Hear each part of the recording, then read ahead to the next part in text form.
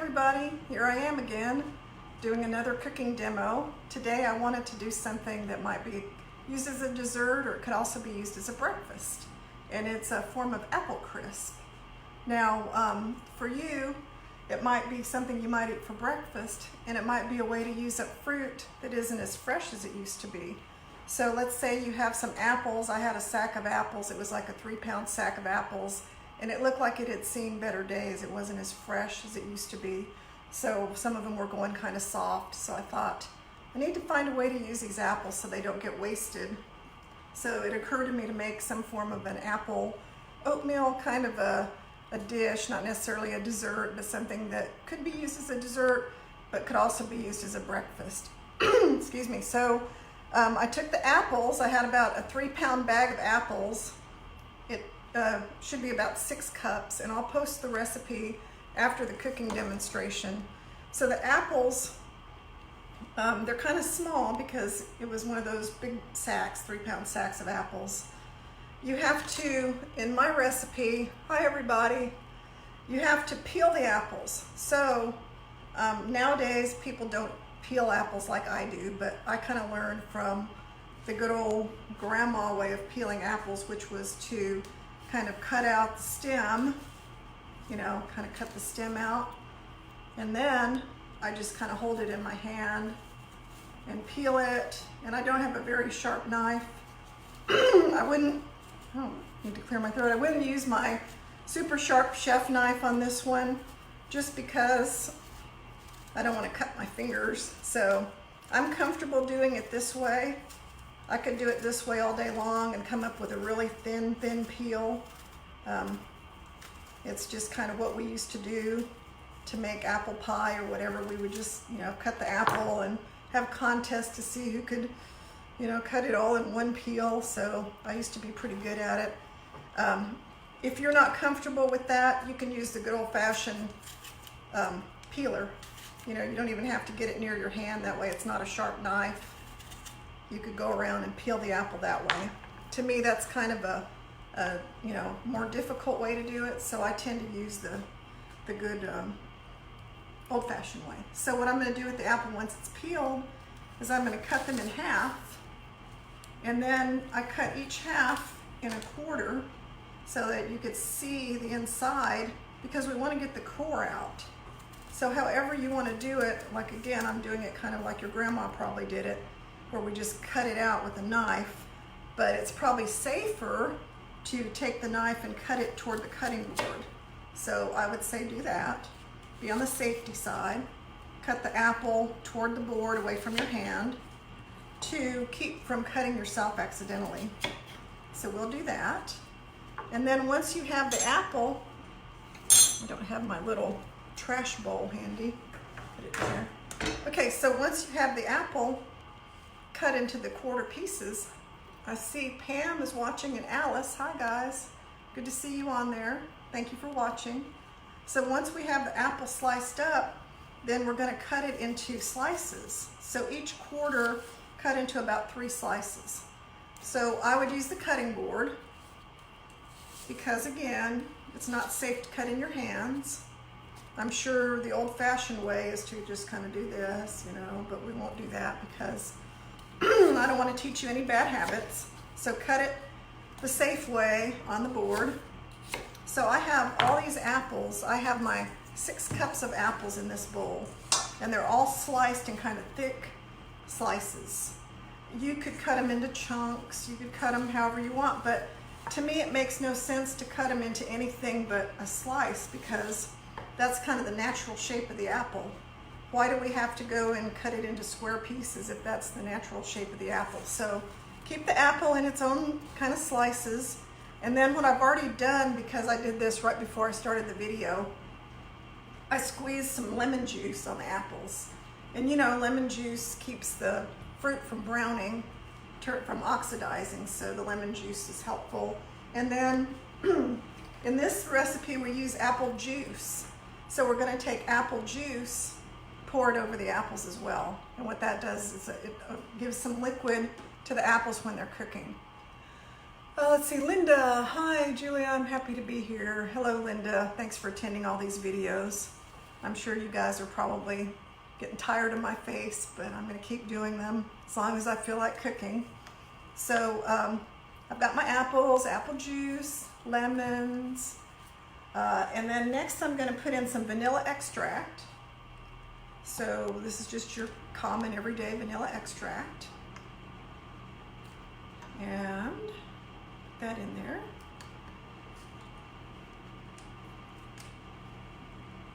And the next thing is some cinnamon. Cinnamon and apples, right? That goes together well. So I'm going to put my couple of teaspoons of cinnamon in here. And then some, I'm going to use arrowroot powder because I use that for a thickening agent. You could also use cornstarch, but I think cornstarch, there's always that concern about, is it GMO, and you know, whatever, it's corn, you can't trust it. So a lot of the vegan and whole food plant-based recipes will say use arrowroot powder. It is the same thing, it's not a big deal. Okay, so I'm using my hands to put this together because, you know, your hands are some of your best kitchen tools. If you're just you or your family are eating this and it's going to be cooked in a hot oven, I think we're safe. I could wear gloves. I'm not making it for a potluck, so I'll be good. Then it uses, and here my hands are all messy.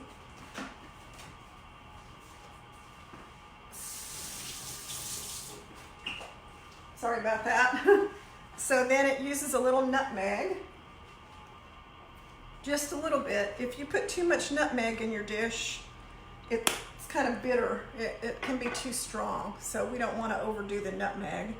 And then a pinch of sea salt. So why do you think there would be some sea salt in there? Hey everybody. Oh, let's see if there's a question.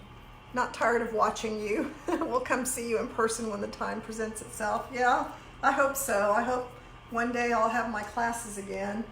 I've had to cancel them and it's kind of sad, but I'm still here and I'm still cooking, and one day I'll get back and do everything all over again. So I'll still be here.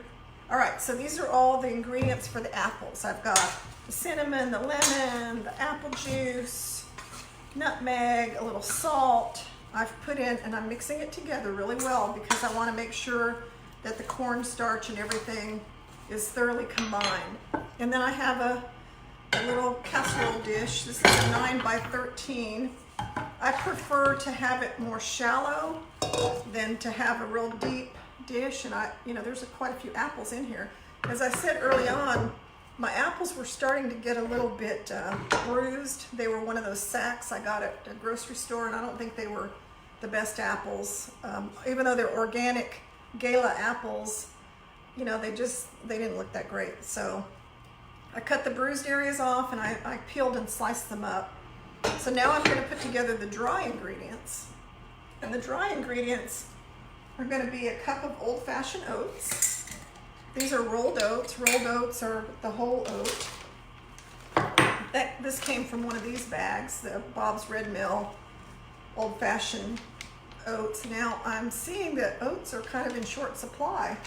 It's hard to find them even from the Instacart and some of the home delivery programs. I tried to order some online and they didn't have any. So I'm going to put a cup of oats in there, but I'll find some. They're out there somewhere. So there's my oats. Then I'm going to put in 1/4 of a cup of flour. In this case, I'm using whole wheat flour, and this is King Arthur whole wheat flour. If you don't have whole wheat flour, and flour is something that apparently is in very short supply right now, I'm going to put the flour in there. I've heard that flour is very scarce. Hi Brenda, good to see you. Hi Lynn. Let me see if you have a question. Salt, lemon juice, sweetness of the apples balance each other out. Is that why you add salt? Yeah, I think so. I think the salt just gives it a little something. You see that a lot in baking recipes where you wouldn't expect it, but salt is added. So I think it's kind of along those lines. And it's just a pinch. It's not really going to add much. All right, so I have the oats, the whole wheat flour, and then we're going to use 3 tablespoons of coconut sugar. Now, we could use all kinds of different sugars. Now, some of you may not have coconut sugar. Hey, Gail. Banana bread donut, yep. So it's a cup of oats, Pam, and I'm going to send everybody the recipe. So, but right now it's a cup of rolled oats. Coconut sugar is, you know, a lower glycemic index, and it has a lower sugar content. So it's a good replacement for sugar. It's unrefined.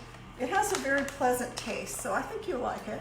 But if you don't have it, you can use whatever sugar you want to use. You can use maple sugar. It's 3 tablespoons. You can use, I've put out some of my sugars. I have organic cane sugar. I've used this quite a bit. I have turbinado raw cane sugar. It's kind of coarse and dark brown. I've used this for a lot of sweet dishes. I have organic maple sugar, and that's pretty good. Let's see, I think I've answered everybody's questions. So that works out well. So I've got my sugar in there. I've got the oats, a little bit of salt, and maple syrup. So I have my maple syrup.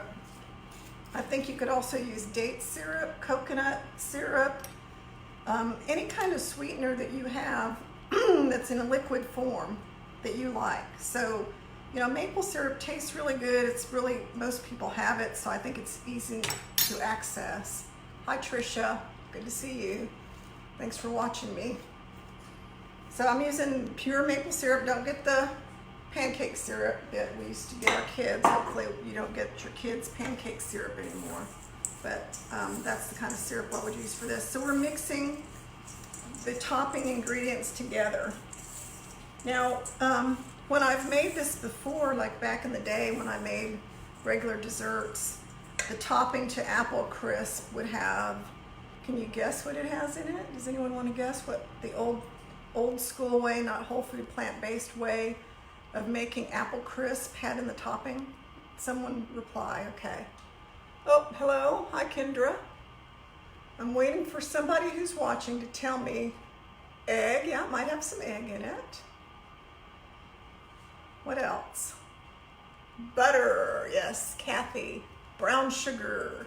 Yeah, I used to make this and I loved it, but it would have like a stick of butter, half a stick of butter, flour, white flour, butter, sugar. Yeah, everybody's saying butter now. So since we're whole food plant-based, no oil, we don't put butter in our stuff. Shortening, oh my gosh. Kendra, yeah, shortening, Lynn. Box cake mix, coconut oil, yep. Okay, everybody, so you know what I'm talking about. This would not be in any stretch of the imagination a healthy dish.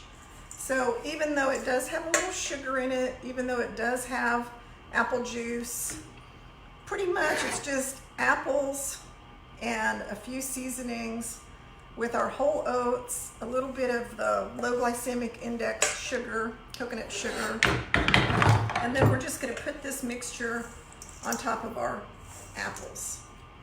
And it's not going to, you know, provide the great big giant poofy crust that maybe we would have seen in years past. It's not going to be like that. So it's going to be more of a fruit dessert or meal, breakfast or whatever, because it's just not going to have that fat from the butter. But I think it'll taste really good, and you can also put it on top of your cereal, like if you wanted to have more oatmeal, if you wanted to cook oatmeal, or if you wanted to have your overnight oats, then you could top it with some of this. So what we're going to do with it now is we're going to put it in the oven for about 45 minutes covered with foil. And I'm not going to do that in front of you. I'll do it as soon as the video is over, because I'll post a picture of it when it's fully cooked and plated so you can see what it looks like. But we're going to put the foil over it, put it in the 350-degree oven, and then we're going to pull it out, take the cover off after 45 minutes, and we're going to let it cook for about 15 minutes uncovered. And what that will do is it will create a really nice crust. And so when I send you the picture after it's cooked along with the recipe, you'll see what the crust looks like. Let me see if there's any other questions. Oh, I see my friends are on. Lisa Wright, Julia Buttermore. Hi guys, good to see you. Lisa, I saw your video on fried rice last night. I was disappointed because you weren't in the video. So make another one with you in it. Okay, Lori, I think I have everything but apple juice. Leave it out or substitute. It's just liquid. So if you have another juice, use that. If you have to use water, put water in. It's not that much. It's going to be 6 ounces. So it's just something to moisten the apples while they're cooking, and we're adding all these other seasonings. We're adding sugar and lemon and cinnamon and everything else. So don't sweat it. Put whatever liquid you have in it, because you know, in times like this when we can't just run to the store every time we need something, then you know, we just have to make do with what we have. So use what you have and just make it work. Another thing about this dish that I think is wonderful, and I'm going to put my ingredients over here, we can add some other things to it. Like I meant to add some walnuts. I have walnuts here and I love walnuts, so I'm going to just put some of these chopped walnuts on top because I think that would give it some extra crunch. So you know, if you had any kind of nuts and you wanted to add anything, sunflower seeds, walnuts. I never thought about covering it with foil. Yeah, the foil keeps it, it helps it cook down. Another thing I'm going to add is, look at all these dates. Has anyone ever gone to Costco and bought things you didn't really need, thinking, oh, I'll use them? Well, one day I bought this gigantic, you know, 3.5-pound tub of dates. Well, I don't use that many dates. So they're sitting in the pantry, and every now and then I remember they're there, and I'll eat a couple of them, and they're delicious. They're pitted dates. They're Hadley pitted dates, and they taste delicious. They're Noor, N-O-O-R dates. So because I have so many and because I like the taste of dates, I'm going to just chop them roughly. And they'll add another element, because adding fruit to stuff gives it another little element of interest, I would call it. You could put cranberries, you could put anything. So I'm going to put the dates in there. Any other questions? I freeze my dates. Well, that's a great idea. Thank you, Corey, Coral. So yeah, you could freeze the dates. I just keep them in the pantry and they look fine. I've had them for a long time. Rosa, hi Rosa, thanks for watching. So anyway, I put dates on here, I put walnuts on here, whatever you have. Now, another thing that occurred to me is, this was a bag of apples. It was a 3-pound bag of apples that had some bruises on it. They were the small apples, they didn't cost a lot of money, but they were organic Gala apples. So it was a good way for me to use up these apples and have a cooked apple dessert type dish that I could have for several days. And my husband does like this dish. Now there's a lot of the stuff I make that he doesn't like, but he does like this, but he'll probably want me to put sugar on it for him. He'll say, oh, it's good, but it's not sweet enough. So, but that was a good way to use my apples. Well, let's say that you have some other kind of fruit in your refrigerator that you haven't used, that you thought, oh man, this fruit doesn't look as fresh as it did. You know, some pears, you know, whatever fruit you have on hand. It's not really peach season, but if you had peaches or anything, or someone gave you some fruit that didn't look that great, or you belong to one of these produce groups, or maybe you just got a good bargain on fruit. This is a good way to use any fruit. And if you had some jars of fruit because you don't have fresh fruit, and you have some canned fruit that you got from somebody or you did yourself, you could also use that. For this, I wouldn't add the liquid if you're using already canned fruit. Hello, that was, oh, plums. Yeah, you could use plums. Gail had a good idea.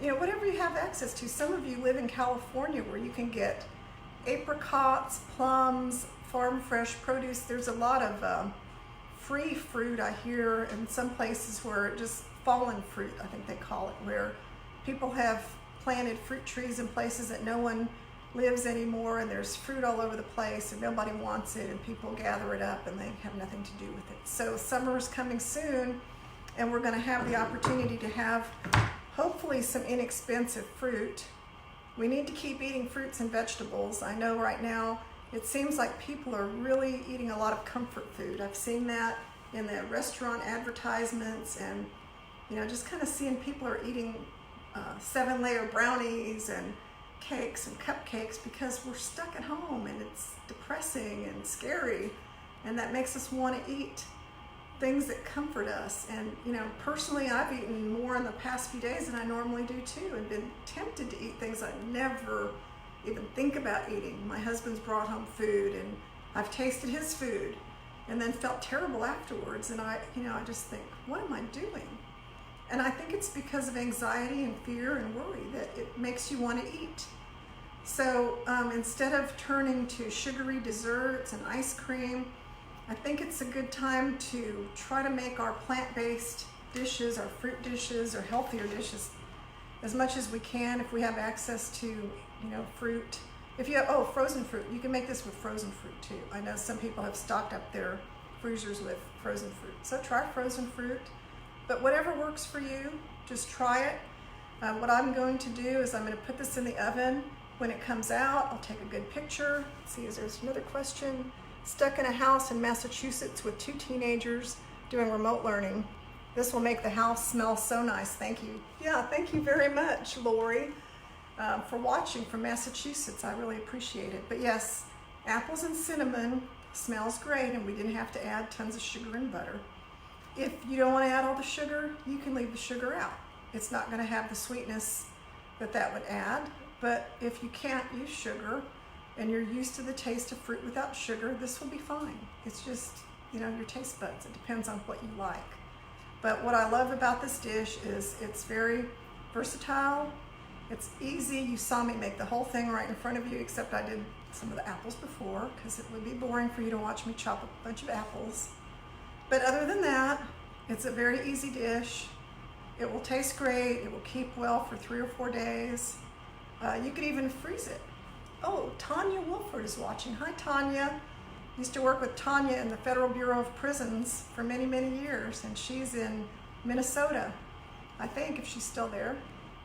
So I miss seeing all my old social work, Federal Bureau of Prison friends. We worked together in a dangerous environment, but we did a lot of hard work.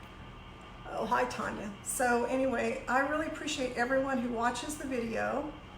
See if there's another one. Yep, she's still in Minnesota. I went to see her one winter in February. It's cold this time. Let's see who else. Rosa. I'll have to watch the replay and catch it from the beginning to know what the mix is. Oh, it's all going to be on the Facebook page. As soon as I get done with this, I'll post the recipe along with a picture of it when it comes out of the oven. So it's just apples and lemon and cinnamon topped with oatmeal and a little coconut sugar and a little flour and a few other ingredients. Very simple. We'll make something more complicated next time, but for today, this is it. If you have any comments or questions, post them here at the Facebook Live video, and they'll stay on there, so whoever's watching it in the recorded version will see the comments, and then I'll go back in. I wait a little while and go back in and see if there's any comments or questions and try to answer them all. So everybody, thank you for watching the live videos. I'm trying to do them at 3 o'clock Central Time every day so people know when they're going to be on. And I have a list of requests that people have sent me, and I will get to them all. I think 2 people requested waffles. So waffles may be coming up. Let's see, there's another question. Lynn says she loves my videos, love to learn about making spring rolls or Japanese home-style cooking. Oh, well, that's easy. That's my kind of food, so I'll work on that too. Okay, well, everybody, thanks again for attending, and I'll see you at the next video. Bye-bye.